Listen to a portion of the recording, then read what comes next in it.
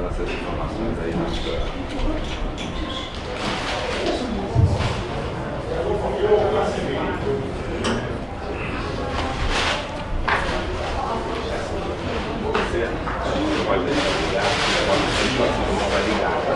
é meio complexo.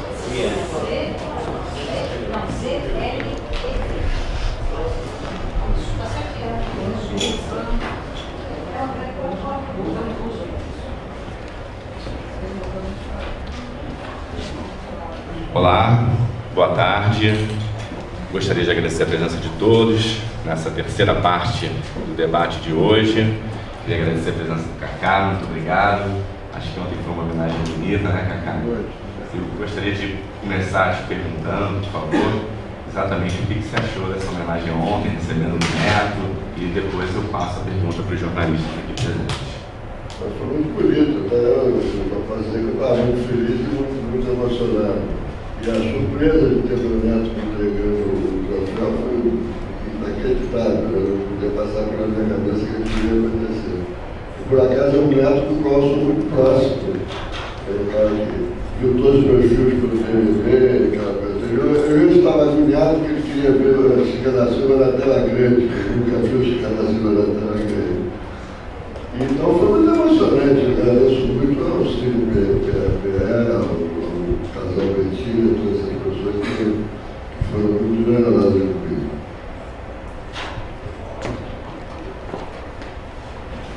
Cacá, o seu neto é filho da Isabel ou do Francisco? Não, ele é filho da Isabel. Ele é filho da minha filha mais velha, né? E ele é filho da Isabel com o Pedro dela, né? Não, ele é neto e filho de cineastas, né? Os três Neto cineastas. e filho de neto de cantora também, né? É. Eu acho que esse aí está liquidado, está perdido, não tem muito. E ele adora o cinema, adora os filmes, vai ao cinema constantemente, leva ele muito ao cinema. Aliás, Pedro também leva ele muito ao cinema. E ele adora tudo isso. Não tem jeito, esse aí está perdido. Qual a idade dele, cara? Ele está com 9 anos, vai fazer 10 agora em maio. Ele faz 10 anos exatamente o mesmo dia de aniversário da Renata, minha mulher. Ainda tem essa. Quando o Renato fez 40 anos de idade, Isabel, no meio da festa, foi para a maternidade. Agora, Cacá, a minha pergunta é outra. Quer dizer, você nasceu em Alagoas, viveu em Alagoas até entendi lá, não sei se vocês. A sua infância foi vivida lá. Eu, quando eu visitei Alagoas, eu fui a um museu que existe lá, e seu pai é uma figura muito importante na história cultural do estado e tal. Eu queria saber, e você agora vai filmar Jorge de Lima, que é um dos maiores poetas da região, e ontem você fez aquela metáfora, a brincadeira do menino de Maceió, com um sonho de vir para a maior metrópole do Nordeste, que seria Recife, né? A cidade muito orgulhosa e muito feliz. Mas eu estou te fazendo essa pergunta porque você vai retomar um tema, um poeta da sua região, como é Alagoas para você na sua memória? Porque você é botafoguense, é carioca, a gente só pensa em você como Rio, que toda a sua carreira profissional é ligada ao Rio, ao cinema novo, às favelas e tal. Mas o que é Alagoas na sua memória, no seu imaginário e na sua tradição familiar? Olha, a minha família toda é de Alagoas. Eu não tenho ninguém fora de Alagoas, a não ser meus irmãos que vieram para o Rio do meu pai. Eu vim para o Rio com 6 anos de idade. Meu pai me trouxe para o Rio para trabalhar no Instituto Brasileiro de Geografia e Estatística. E ele me trouxe quando eu tinha 6 anos de idade. Mas acontece que minha mãe odiava o Rio de Janeiro. Imagina, naquela época ela achava o Rio de Janeiro violento, insuportável, não sei para a rua. Se ela fosse viva hoje, coitadinha. Então eu não saía muito de casa. Minha vida no Rio de Janeiro era colégio. Aí eu morava ali em Botafogo, em General Severiano Verde. Treino de Botafogo, né, com Garrincha, Coutinho, todo aquele maravilhoso time da época. E eu ia ao cinema, era a única coisa que eu podia fazer, porque era tudo ali em Botafogo mesmo, que ela não deixava eu ir muito mais longe, não. Mas como ela odiava o Rio, todas as férias de verão a gente voltava para Maceió. Passava Natal, Ano Novo, a gente ia para Maceió e ficava lá uns 3 meses. Naquela época eram 3 meses de férias. Passava uns 3 meses de férias em Maceió. Então, até os meus 13, 14 anos, isso aconteceu. Então, para mim, até a minha adolescência, o Rio de Janeiro era o lugar do trabalho, da escola, do sofrimento, de não poder sair de casa. Enquanto que Maceió era a liberdade, a pelada na praia, a a alegria, o circo, ia muito ao circo, naquela época tinha muito caravanas passando na cidade. Então, na minha cabeça ficou muito isso. Depois eu deixei de ir a Maceió durante algum tempo, né? Minha adolescência, começa a ter turma, começar a namorar, e aí você nunca mais sair do Rio e tal. Fiquei muitos anos sem ir a Maceió. Depois eu comecei a voltar a Maceió novamente, e até hoje eu volto quase todo ano para lá. O caso do circo místico, Rosário, você disse que Jorge Lima é o maior poeta da região. Eu acho que o maior Jorge Lima, depois de Camões, o maior poeta da língua portuguesa. Entendeu? Eu não estou sozinho nisso, não. O Mário Faustino achava isso, o Guilherme Campos tinha uma grande admiração por ele também. E eu sempre fui louco com o Jorge Lima. Eu fui à União dos Palmares para visitar o Museu Jorge Lima, que era a casa dele, o sobrado dele morou. Ele passou, digamos, a juventude dele, porque Jorge também foi para o Rio, acabou sendo médico no Rio. E eu sempre quis fazer alguma coisa para o Jorge Lima, mas sempre com muito medo. Cláudio me dizia sempre que eu ia terminar fazendo a invenção do Orfeu, que ia ser o meu último, que é o último poema do Jorge Lima, que é um poema épico, que eu não ousaria fazer. Mas aí o circo místico, me surgiu a ideia de fazer o circo místico quando o Naum fez aquele, Naum Alves de Souza fez aquele balé com a trilha do Lobo e Chico Buarque. Ali eu comecei a pensar, poxa, quem sabe é esse o poema de Jorge Lima que eu deveria adaptar. Aí comecei a pensar nisso, não trabalhei nisso não, comecei a pensar nisso. Na verdade eu comecei a trabalhar no circo místico depois do Maior Amor do Mundo. Mas aí veio o Cinco Vezes Favela. E Cinco Vezes Favela me ocupou mais do que eu pensava, porque eu achei que eu ia fazer o filme muito rapidamente, produzir o filme rapidamente. Acabei não tendo nenhum recurso oficial, ninguém me ajudou, nenhum governo. A única coisa estatal que me ajudou foi o BNDES, porque eu pedi pessoalmente ao Luciano Coutinho, que é um velho amigo meu, me deu lá uma micharia, porque, na verdade, nós não conseguimos ganhar nenhum edital, não conseguimos, enfim, nenhuma ajuda oficial. Então, eu levei, em vez de 2, 3 anos para fazer o Cinco Vezes Favela, eu levei 4, 5 anos. Né?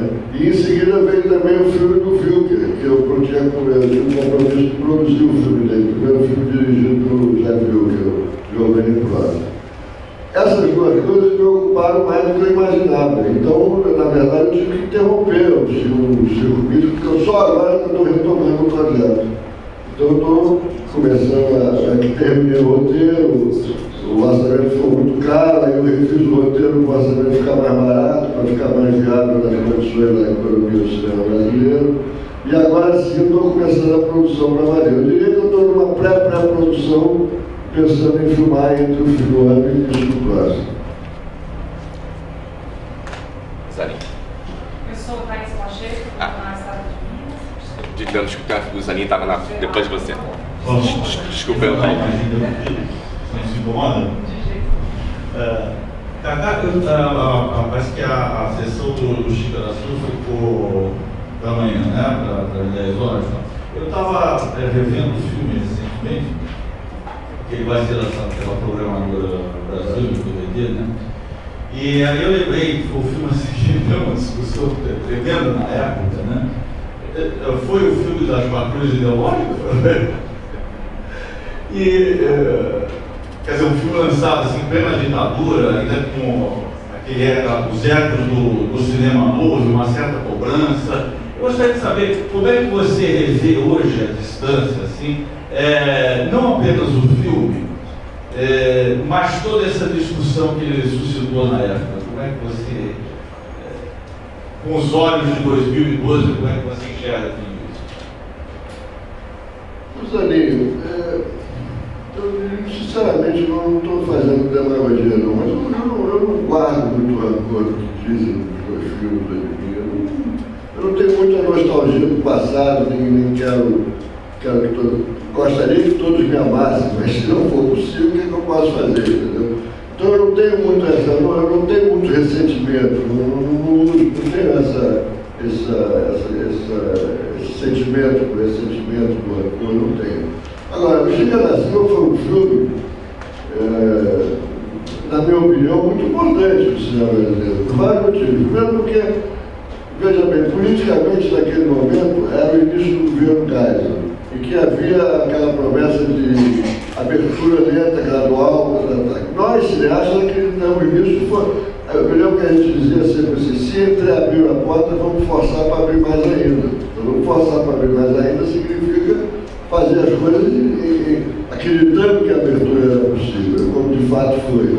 Eu acho que os cineastas, só sou eu não, os cineastas brasileiros, no plano geral, foi o primeiro grupo intelectual brasileiro que acreditou na abertura e que forçou a abertura a ser maior ainda. Eu tenho certeza que isso aconteceu. E Chica da Silva eu fiz com esse espírito. É uma espécie, eu costumo dizer que é uma espécie é um filme da volta para o mestre. Assim como o Guerra Azul era um filme sobre a liberdade, Chica da Silva era um filme sobre a volta por cima. Né? Eu me lembro que uma das coisas que me inspirava muito era uma frase do Fernando Caveira, que eu adorava, eu vivia repetindo essa frase, que ele disse: não posso esperar uma revolução para ter um orgasmo. Entendeu? Então, Chica da Silva era o meu orgasmo pré-revolucionário. E uma tentativa de mudar o estado de espírito da intelectualidade brasileira naquela época, que era uma tristeza, que era uma coisa, vocês são muito jovens, não viveram isso, mas era uma tristeza, de uma depressão, de uma falta de vontade de viver. As pessoas foram para a droga, então foram para a guerrilha, que já naquela altura dos acontecimentos era absolutamente inviável. Era uma depressão extraordinária, e a tentativa de mudar esse clima, Chica da Silva era a tentativa de ajudar a mudar esse clima.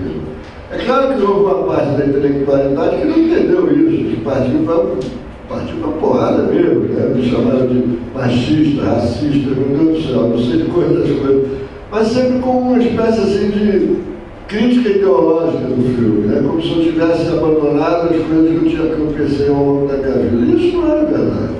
Aí eu dei uma entrevista lá, até para o seu jornal, lá de São Paulo, para a Paula Martucci. Eu dei uma entrevista para ela, e que no meio da entrevista eu fiz essa piada, é como se fosse uma patrulha ideológica, né? Aquelas patrulhas que ficam nas estradas, você está correndo demais, tem que correr menos. Que era uma piada, eu não sou cientista político, mas é uma piada que eu acho que foi muito oportuna, porque pegou até hoje as pessoas usam essa expressão, né? E é claro que essa entrevista é engraçada, porque eu lancei, o Chica da Silva foi lançado em 76.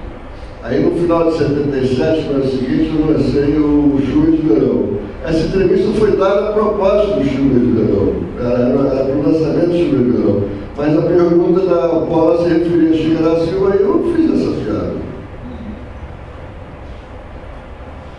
Acho que só um primeiro comentário, que apesar de ter sido muito violenta aquela época, para quem viveu aquela época, eu acho que foi uma discussão muito rica naquela época. Foi muito legal. Sim. Fez uma discussão profundamente ideológica, politizada, no meio de uma ditadura que estava abrindo, mas exatamente. Devagarzinho, lenta, gradual e segura, como eles diziam.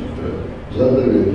E aí, Zaninha, tem uma coisa que, sem falsa modéstia, na verdade, é o seguinte: o Chica da Silva teve um outro papel também, foi o primeiro filme da geração do cinema novo que estourou a bilheteria, que é um dos 4 milhões e meio de espectadores.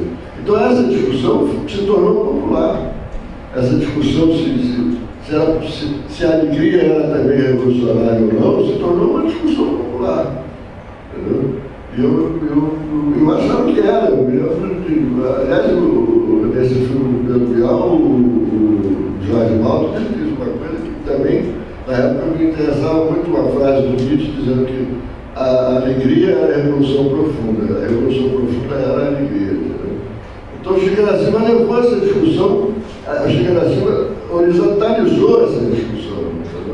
Para todas as áreas. Eu me lembro que eu participei de debates de universidades, etc., muito com o meu querido Paulo Emílio, que participou muito dessa coisa também. Enfim, eu acho que esse papel o filme teve sim, sem nenhuma falta de modéstia.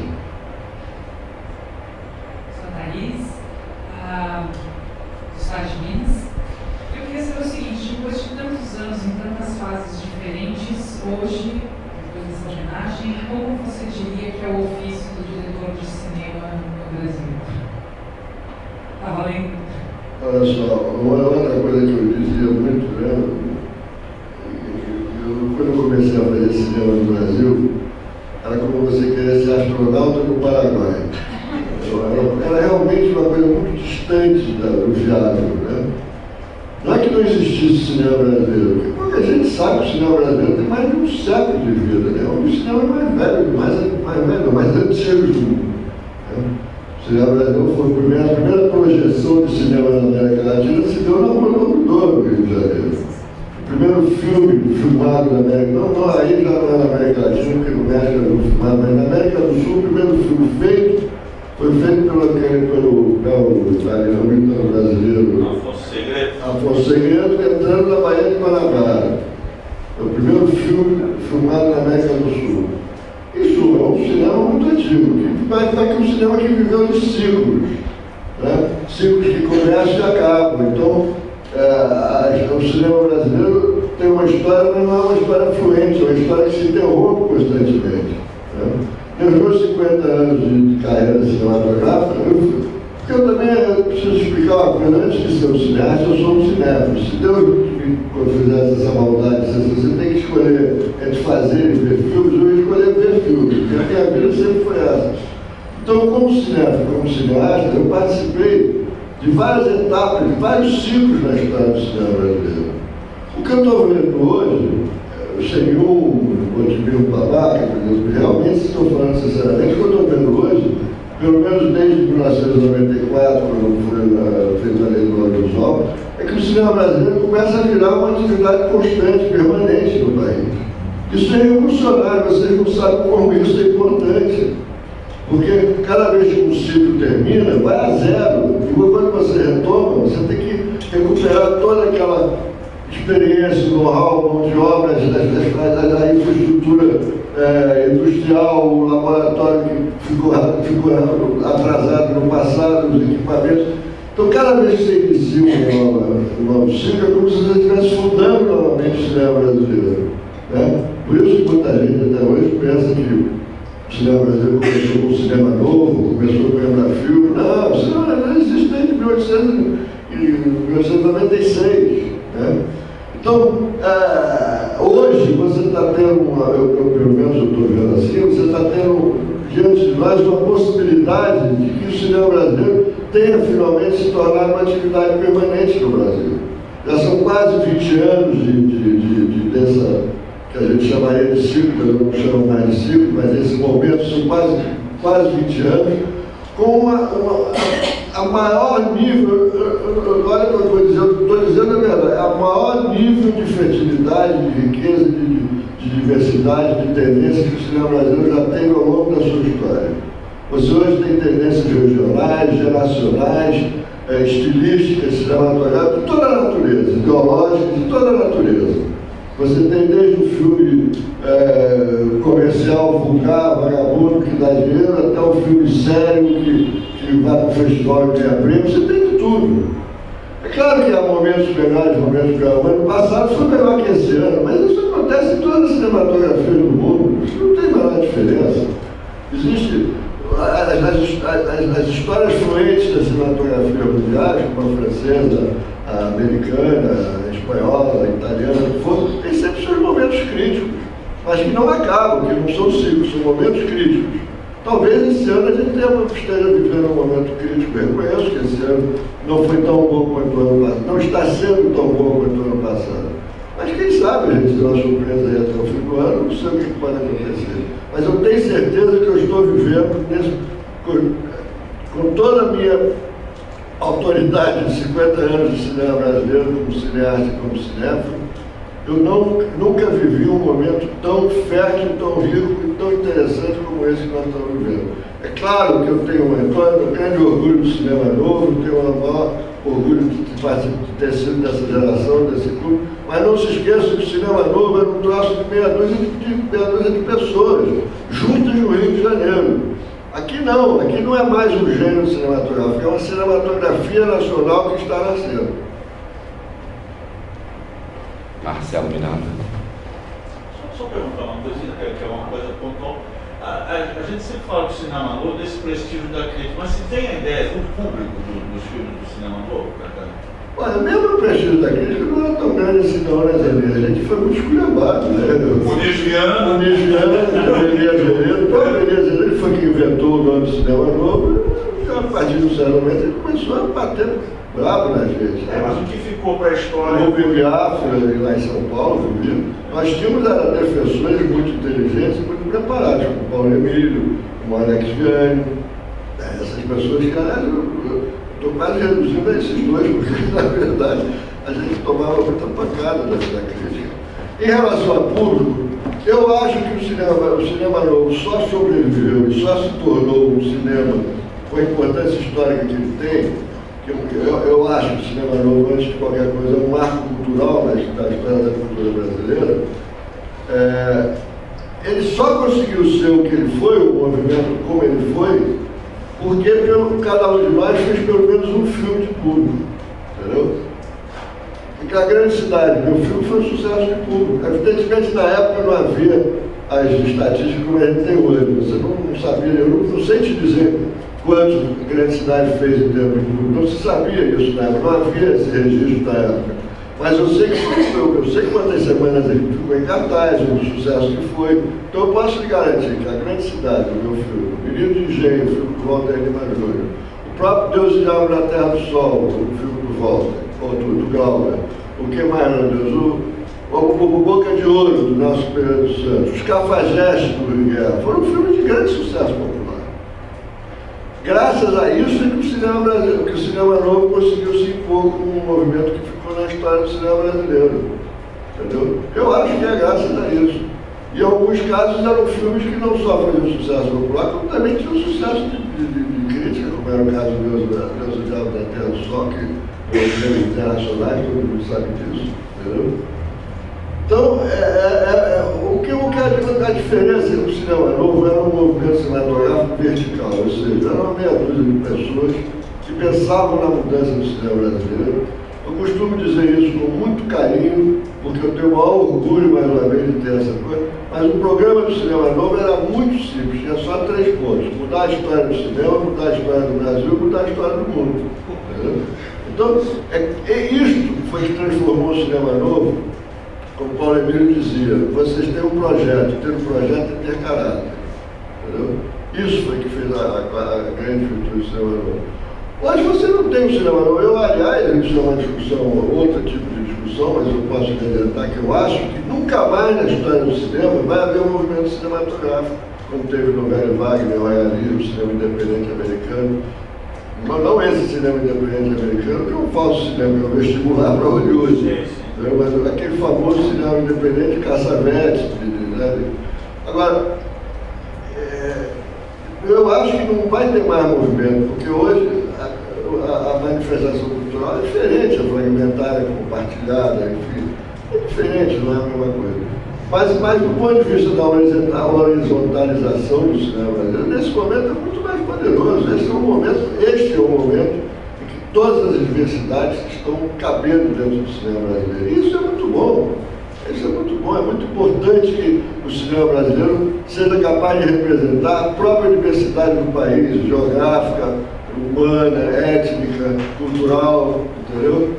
O que é o país? O que é o cinema brasileiro? Um filme feito na Amazônia, como o Xingu, que a gente viu outro dia aí, maravilhoso, ou é o que a gente viu ontem, o Boca, passando na Avenida Paulista ali, não era a Avenida Paulista, mas enfim, num centro paulista. O que é o cinema brasileiro? É o Xingu ou é o Boca? É o Beto Brandes filmando na Amazônia, ou sou eu filmando em Maceió? Entendeu? São as praias da Bahia ou são as cidades históricas de Minas? É isso tudo que tem que ser representado no cinema brasileiro. E eu acho que nós estamos chegando nesse momento, finalmente.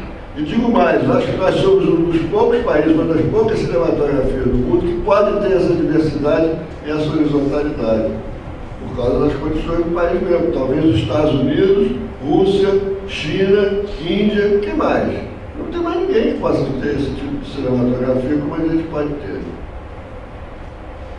Bom dia, Cacá, sou Márcio, do Jornal Tempo de Horizonte. Na verdade, eu tinha 3 perguntas, 2 já foram respondidas naturalmente. É que eu falo para duas. Não, isso na verdade é bom. E como eu já tinha pedido, falei, bom, vou perder a oportunidade, bolei uma outra aqui na última hora para poder ter uma coisa. Depois eu não sei nada que você vai falar. Com Cacá, à vontade. Na verdade, queria duas coisas. Uma, que você comentasse, a partir da sua experiência desses 50 anos, o que representa, até para a geração do cinema novo, a partida do Saracen, recentemente, de um balanço mesmo, na sua visão, do que fica da geração. Salvo engano, acho que tem você, e não sei se o Jabô estaria inserido, talvez um pouco depois, né? Mas são, né, como é que fez. E sobre uma declaração do Fernando Meirelles, aí já vim para a geração recente, de ontem, em que ele disse ter desistido de um projeto no Brasil, até um projeto grande do Grande Sertão Veredas, porque ele ficou muito decepcionado com o público do Xingu, que ele produziu, ele esperava que fosse gerar um movimento maior. Ele disse que fez até o momento 200 mil espectadores e deixou ele muito frustrado, muito decepcionado, porque o público não está mais interessado em ver o tipo de cinema que ele quer produzir. Ele até usou o termo, eles querem ver comédias bobas, comédias televisivas, então ele acha que não vale a pena 2, 3 anos de sacrifício para um projeto grande e com uma autoralidade para o público não ver. Eu queria que você comentasse também um pouco, porque eu sei da sua forte ligação com a produção contemporânea, o Simples Favela é só uma pequena representação disso, mas o seu entusiasmo por esse momento.